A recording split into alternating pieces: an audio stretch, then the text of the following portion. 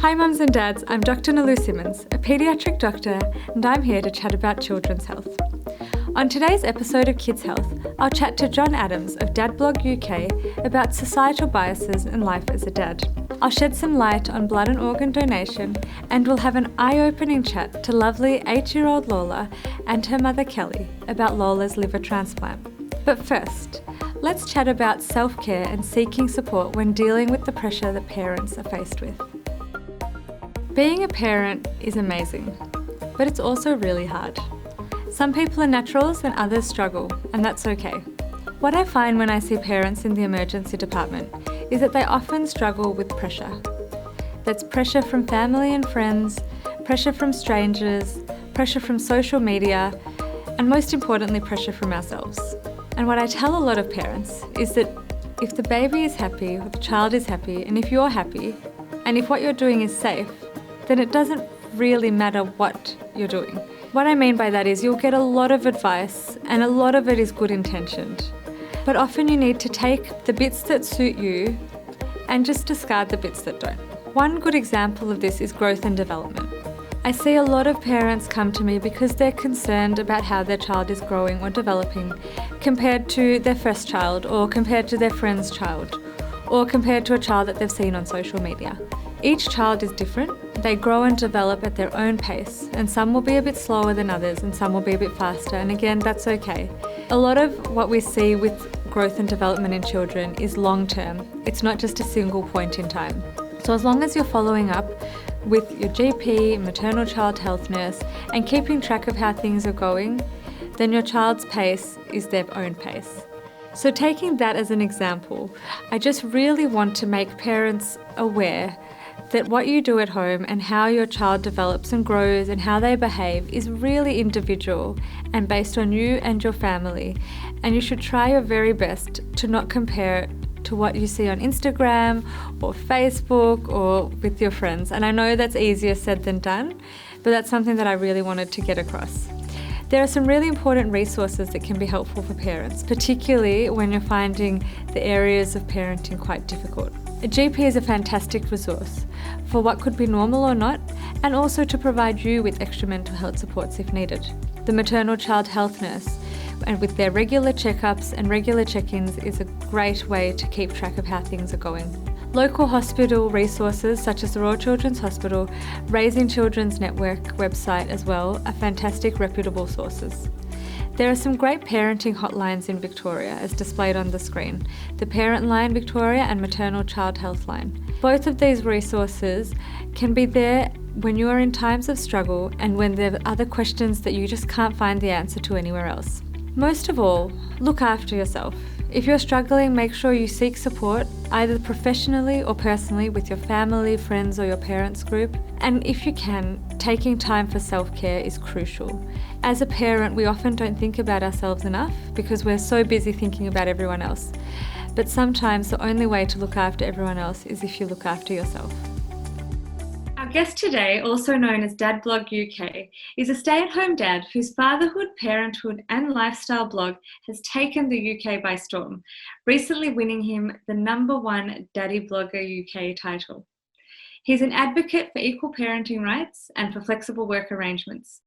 All the way from London, please welcome John Adams.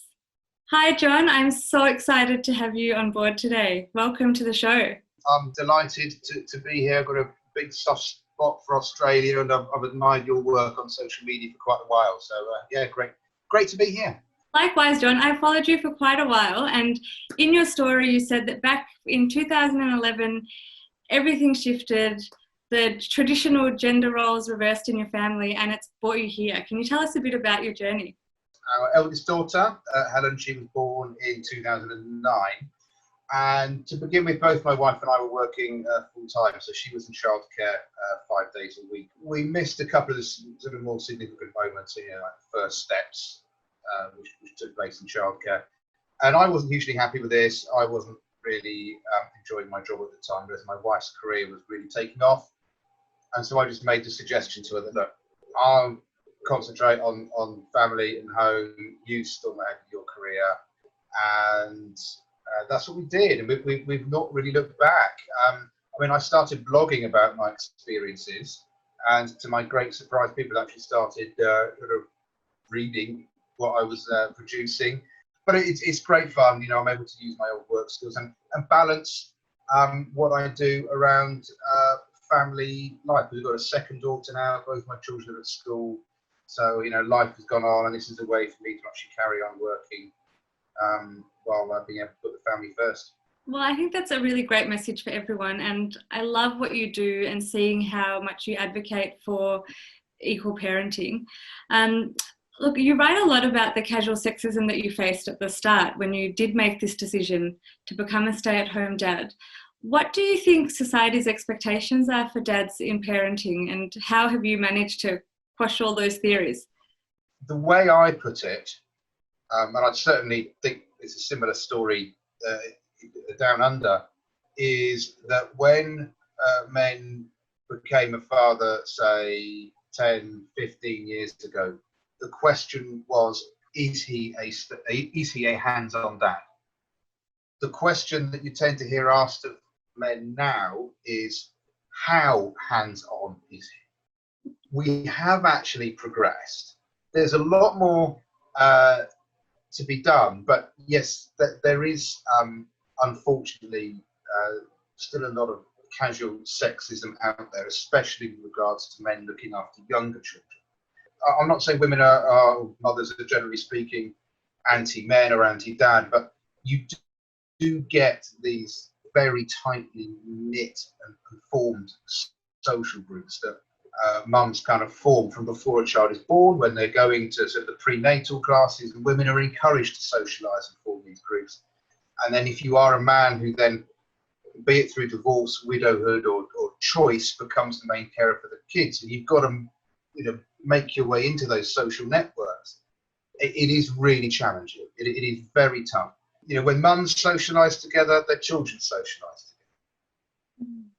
If you are not a part of those groups, your children don't socialise with other kids. And I know that my kids, certainly in the early years before they started school, I think they missed out on quite a few social opportunities. That's really interesting. I guess I've never really thought of it from that point of view. Being part of a mother's group myself at the moment, I can see what you mean. I mean, even the fact that we call it a mother's group is quite not very inclusive, is it? So that's really interesting, and interesting how you've navigated that. Do you have any advice for dads who are probably more at the start of your journey, who want to be more hands-on and stay-at-home dads, but are struggling with those society norms and with internal battles with that? It's always quite a tricky one to answer that, because obviously people have their own relationships and their own issues. But there are some general themes that I would give, which is that do not ever tolerate being told that looking after children is women's work. It isn't. There's a charity called Promundo that produces a report called State of the World's Fathers Report every 2 years. In 2015, it concluded its report by saying that men and women are as genetically hardwired to be caregivers as each other. And I think we need to keep that in mind. It's just that men don't have the opportunities very often to prove their caregiving abilities. And when they're given the ability to prove what they can do, they do it, and they do it very well. So yeah, childcare is not women's work. I think also you need to be clear, very practically speaking, you need to be clear with your employer. Whatever paternity leave you are entitled to, take it, because you mustn't think you're doing anyone a favour. This is something you are legally entitled to. And I think a lot of people, especially men, make the mistake of thinking that their employer or the government is doing them a favour. They're not. The law exists for a reason. Also, you are going to have good days and bad days. Learn from your mistakes, and you will make mistakes. Just roll with it. A lot of people get very stressed when their parents make mistakes, and mistakes I've made about giving, when my kids were falling the fed, giving them too much formula or something like that. Everybody does that type of thing. So you're going to do them, and just bounce back if you possibly can. never ever be afraid to ask for advice as well. Midwives and health visitors, I've never had too much of a problem with. And I've actually always found that they've been very accepting of me as a father and have answered any questions that I've had, and treated me as an equal. So always ask your health, especially your health visitors and midwives for the advice that you like. Oh, that's some great advice. Thank you. I really like the way that you framed that dads, it's more about the fact that they don't have the opportunity to have that caregiving role. I think we all really need to shift the way we think about the parenting roles, and you've given us a lot to think about. So thank you so much for sharing that. And thanks for joining us on the show today. No, it's been a pleasure. I hope, well, thanks for having me on. And if anybody wants to read what I'm doing, I'm at dadbloguk.com. Amazing. Thanks so much, John. My pleasure. Donation is a really important part of healthcare. Now, I'm not talking about money. Being a blood donor, for example, can be life-saving. Blood is absolutely critical for so many children for various conditions or in emergencies, and it's relatively easy. The other type of donation that I'm really passionate about is organ donation. Now, it sounds scary to consider yourself or your child as an organ donor, but on the receiving end, being able to save a life is the most satisfying thing that anyone can do. And I constantly think about what I would want if my loved one needed an organ to survive. And we have an example of someone who has survived because of this precious gift. Please welcome Lola, 8-year-old liver transplant survivor, who has the most amazing story. Lola, thank you so much for joining us today on the show. I'm really excited to have a chat to you. Thanks, I guess. Now, Lola, I want to start by asking, how old are you? I'm 9, turning 10 this year. Oh, nearly double digits. Now, do you know what I do for work?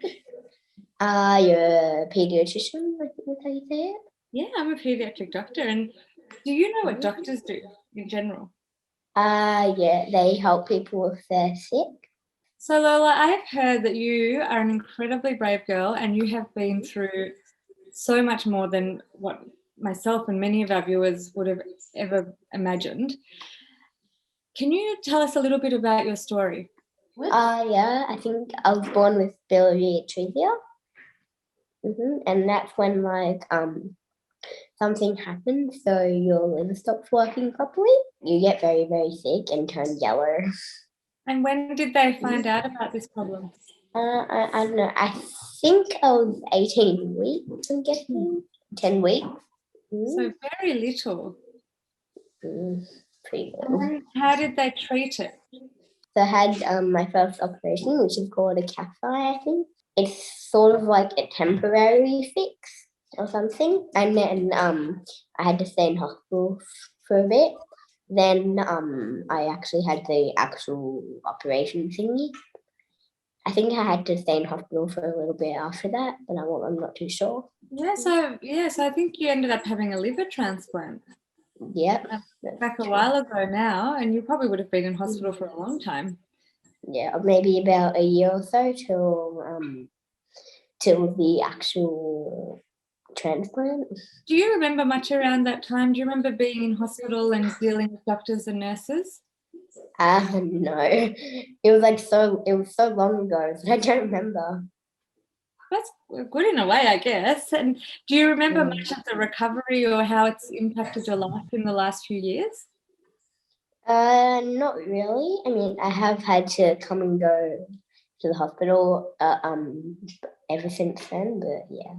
So do you have any messages for other kids who might be out there going through some really difficult times with their health? Just stay calm and you'll be able to and whatever's happening will hopefully go away at some point. That is great advice, Lola. And what about for parents? So I know it must have been a hard time for your parents as well, seeing you that unwell. Do you have any advice for other parents who might be going through the same thing? No, it's basically the same. Just stay calm and you'll get through eventually, I guess. I don't have much to say about parents because, well, I'm a kid. So. Fair enough. I love that answer.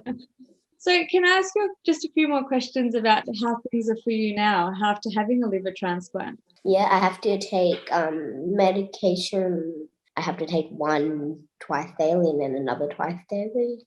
You are living proof of why everyone should jump online and register themselves as an organ donor. How grateful are you for that?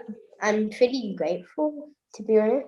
I know it probably would be a bit hard for the family whose kid had their liver things, but I'm pretty thankful for them. Yeah. Oh, you're gonna make me cry. You know, having people like you being so brave and telling your story and, you know, just raising awareness of how important it is to be an organ donor. That's something that's really passionate to me. I've spoken to a lot of kids who have been recipients of organs, and it's just incredible. And, you know, and I think you're amazing, and everything that you and your family have been through is incredible. I'm glad you can't remember most of it. And, Yeah. you know, I hope that one day it will just be a figment of your imagination and it really won't impact you that much. So I'm just so proud of you and so happy to chat to you. Kelly, thank you so much for joining Lola on the show today. Welcome. Thank you. Lola sounds like the most amazing child. I just can't believe what she's been through and what you have been through. Are you happy to just tell us a little bit about her story and some of the challenges that you faced? Absolutely. So when Lola was around 8 weeks old, her jaundice didn't go away. So we went to, different maternal health nurses and doctors until we got referred to the Royal Children's Hospital, which was when they did some tests. So at that point, I thought she may just go under a light. From what I knew from jaundice, you might just go under a light and the jaundice will go away. But their further testing, they confirmed that she had a condition called biliary atresia. So she had to stay in for about a week to do a biopsy. So it was her bile ducts were blocked basically, and bile wasn't draining from her liver, which caused a lot of scar tissue in her liver, which then would lead to liver failure down the track. But first operation CASI, where they removed her gallbladder, and then using some of her intestines, from what I believe, tried to construct new bile ducts, or ducts that would attach to her intestines. And we had around a few weeks when they would wait to see if that procedure worked, and unfortunately it didn't. And then Lola got put on a transplant list. So from the age of when she was about 5 months old, they knew that she would ultimately need a liver transplant, which we stayed in hospital from that period. And she had her transplant a week before her first birthday. So it was a nice way for her in a, very different circumstance to turn one. Yeah, wow. She had definitely a long road and a few little hiccups on the way. And because her absorption, her liver wasn't absorbing all the nutrients it did, it obviously has a roll-on effect with other parts and organs of her body, and bones were brittle. So she had a few different broken bones during that period as well. Now we have a very strong, brave little girl. You would never know what she's been through by looking at her. Well, that's the thing. You just don't even know, like there can be so many children out there who've been through these humongous things and you just have no idea. So that's testament to you both, and your whole family. It's obviously been a huge challenge for you, especially in those early days. What was the recovery like after the transplant? Well, she actually was pretty good. She spent probably around just over 2 weeks in ICU, which that period is obviously the hardest. But post, leaving the hospital, she just came leaps and bounds and started to do things really quickly. And I think being, children are so resilient as they are, and they just heal, not knowing what they have been through. They're just ready to kind of get out there and start doing things. So the recovery was amazing, and she didn't know anything she had been through. Oh, that's incredible. Yeah, she is. And now she's, Lola was just telling me that she's on 4 tablets a day and she can pretty much do everything that other kids do. Oh, yeah, she absolutely can. So there's nothing that she's restricted to do. I think if anything, her specialist might tell her to avoid high-impact sports just because of the graft. But other than that, yeah, she's anything that she's interested in anyway, she's been able to do. So we've been maybe like, rugby or something where you might tackle. I don't want to do rugby or football anyway. Yeah. Yeah. So she did have a little incident. She is doing gymnastics, and about a year and a half ago, she did break her arm again. So that was her 5th break that she had. So she had a little bit of time off, but yeah. And with infections and stuff, you have to be super careful, especially with all this COVID going on at the moment. Yeah. So Lola wasn't able to get vaccinated. So she's had her. I can get vaccinated against. I can get vaccinated against flu and meningococcal, but not anything like Lyme vaccine, like measles or chickenpox. I can't get vaccinated against that stuff. So she's a little bit more susceptible to cold and flu, but in all honesty, she gets a cold and she'll recover quicker than me. So there's your immune system actually, after all, it's not bad at all. So we keep on catching cold off each other, but it takes Mum forever to get over it. It does. And me only like a few days. Oh, that's amazing. That's another reason why it's so important that everyone around you is vaccinated, because then we can help protect people like Lola who do these vaccinations. Yeah, definitely. So yeah, we definitely rely on that to a certain extent to make sure she's protected.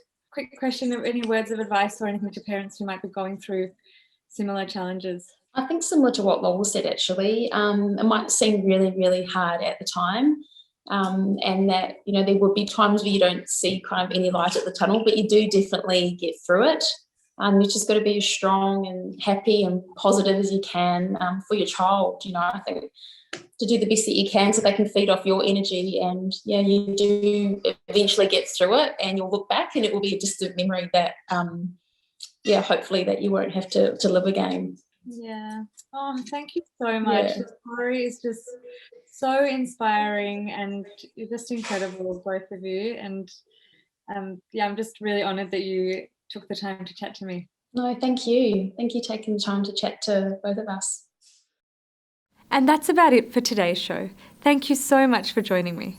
If you'd like to rewatch any of today's segments or watch other segments, please head to the Channel 31 YouTube page. See you next time.